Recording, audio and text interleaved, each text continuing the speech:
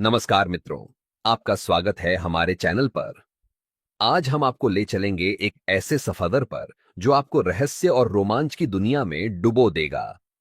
जिस जगह की बात हम कर रहे हैं, वह कोई आम धार्मिक स्थल नहीं, बल्कि एक ऐसा मंदिर है जहां इंसानों का प्रवेश वर्जित माना गया है।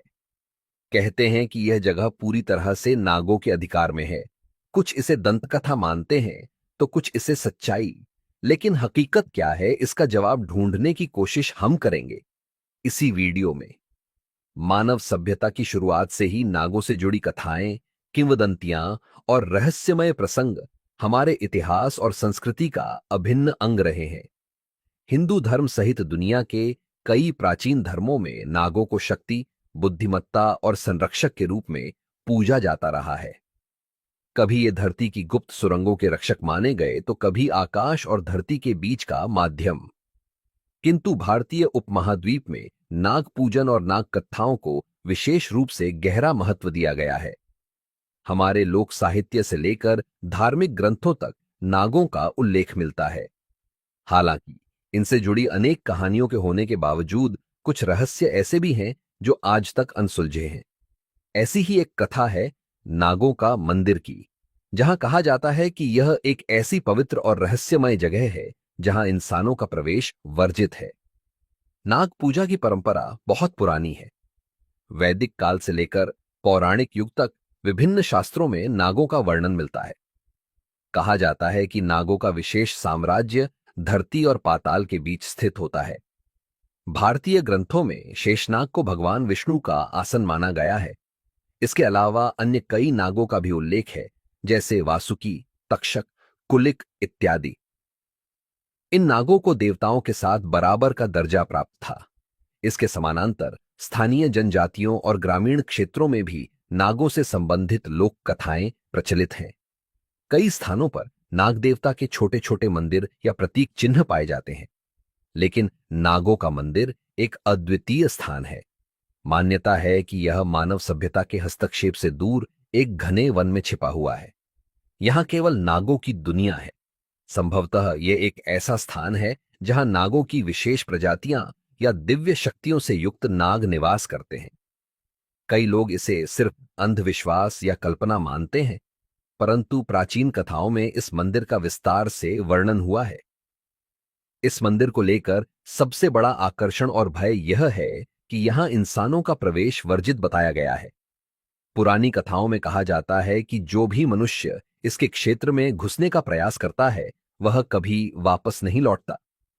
यह वर्जित क्षेत्र एक प्रकार की अदृश्य परिधि से घिरा हुआ है, जिसके भीतर प्रवेश करते ही इंसानों के चेतन व अलौकिक आयाम पर प्रभाव पड़ता है।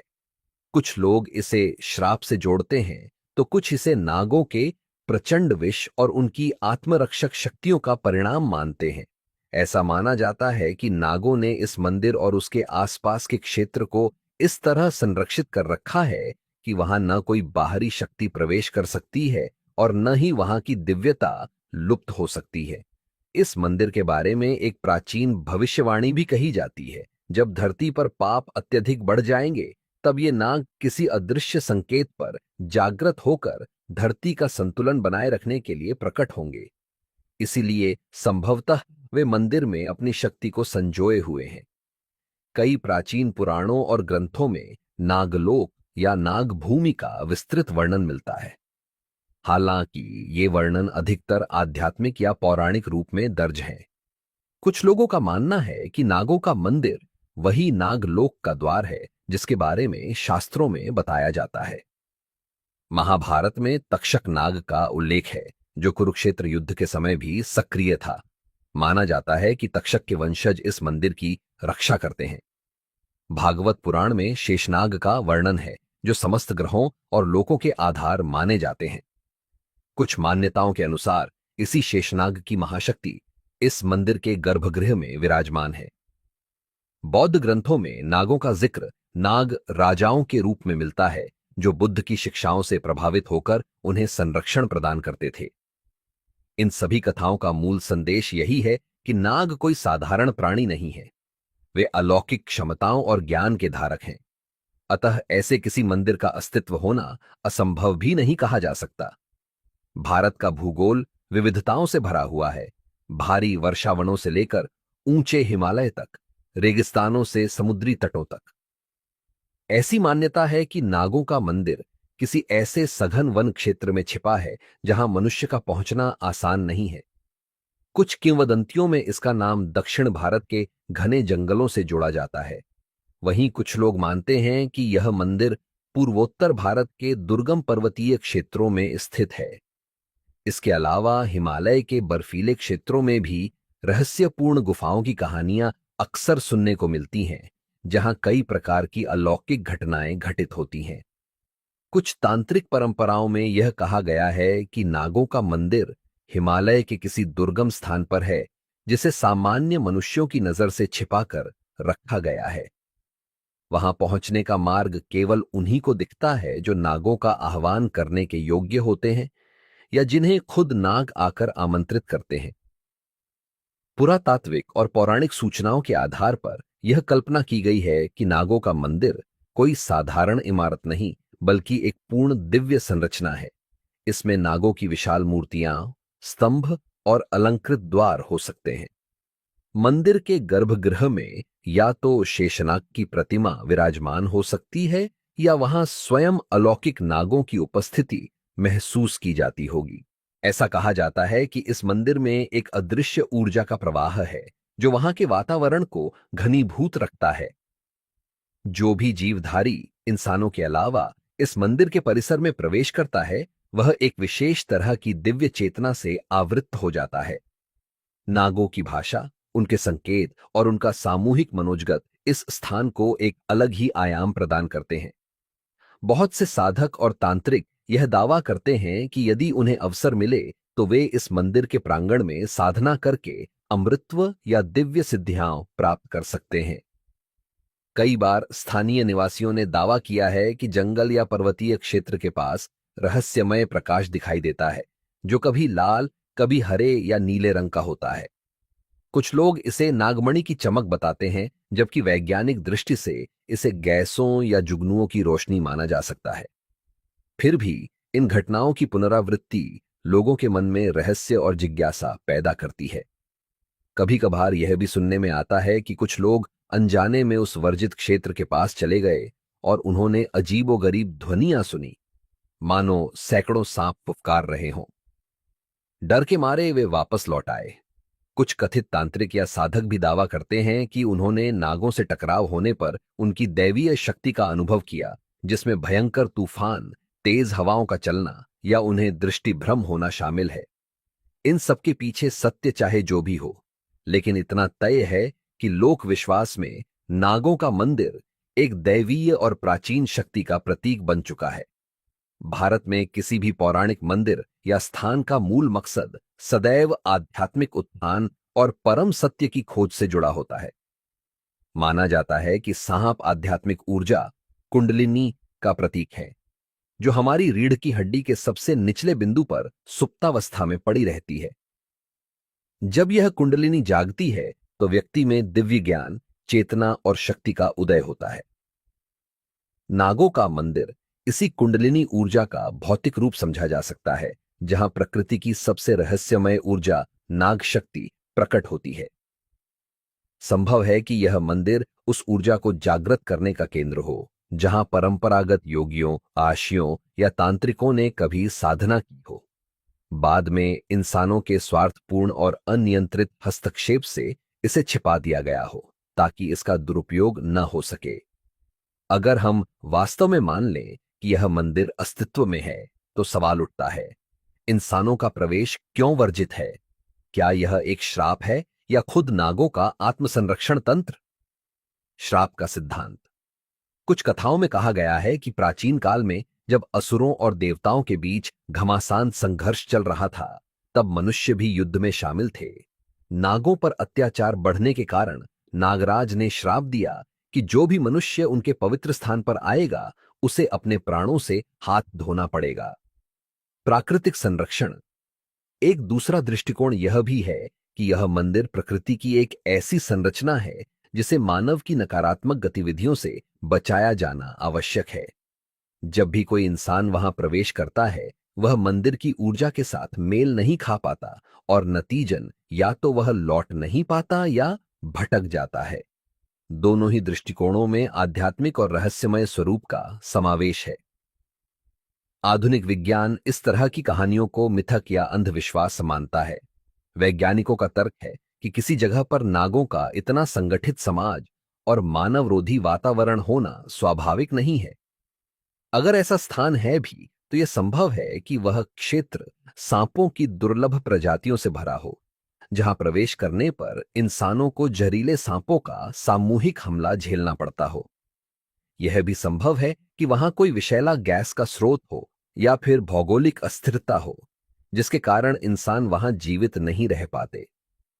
बहरहाल, वर्तमान में कोई भी पुष्ट प्रमाण या वैज्ञानिक अध्ययन ऐसा नहीं है जो इस मंदिर के अस्तित्व को सिद्ध या खंडित कर सके।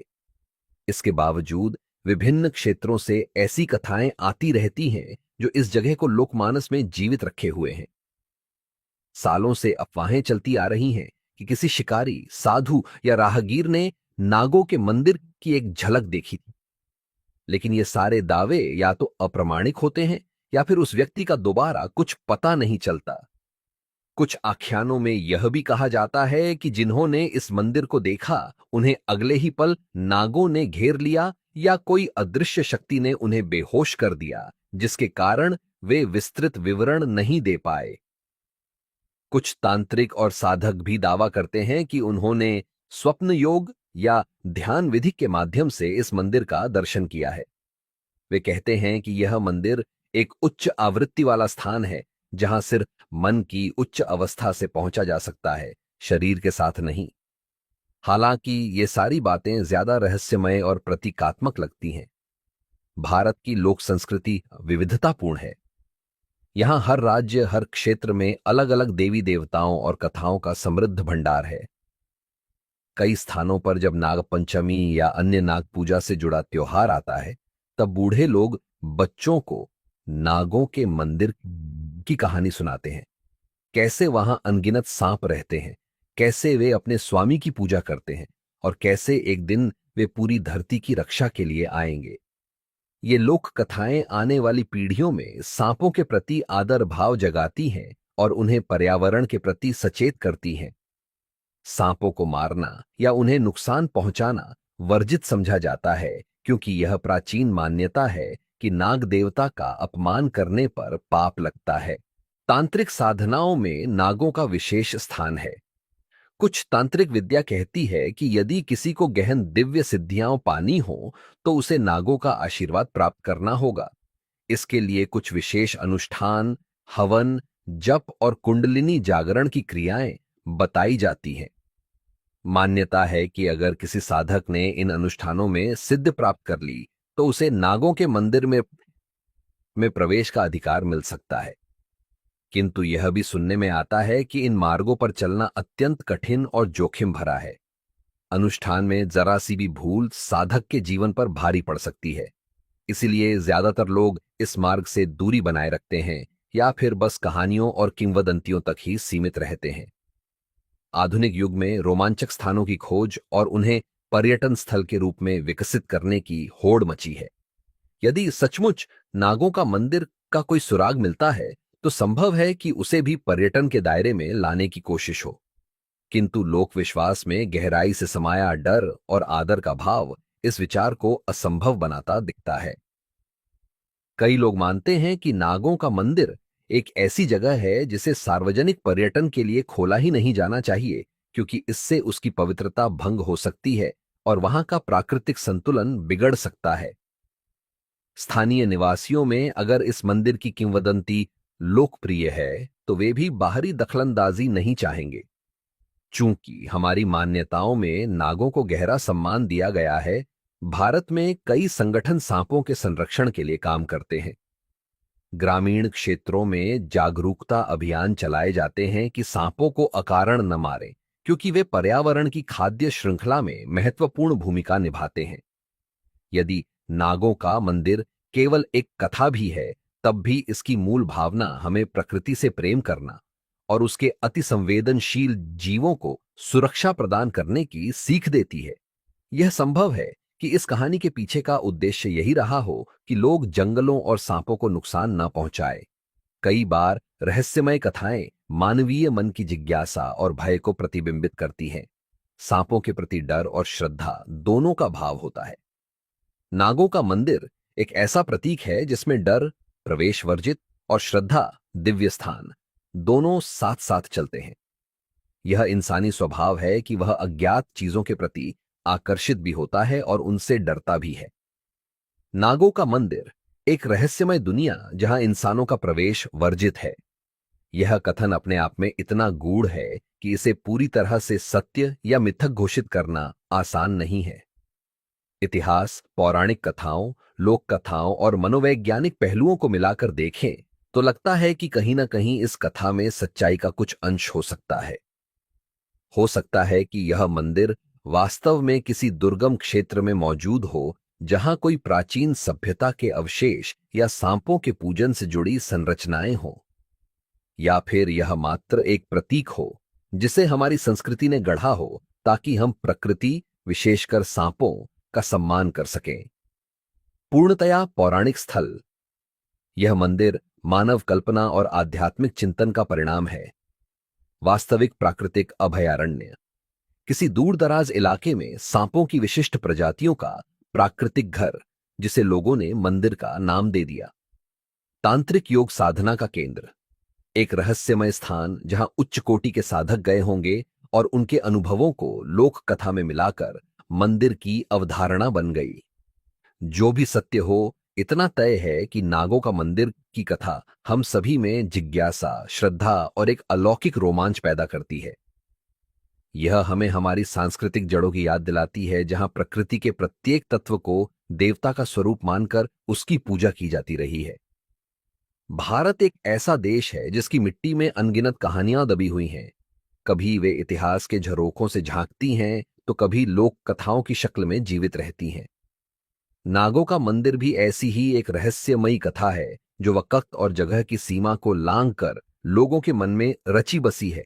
हम यह नहीं कह सकते कि यह पूरी तरह से कल्पना है या सच्चाई, पर इतना जरूर है कि यह कथा हमारी सामूहिक स्मृति का हिस्सा बन चुकी है, जहां मानव मन की जिज्ञासा, भय, आस्था और प्रकृति प्रेम एक साथ समाया हुआ है।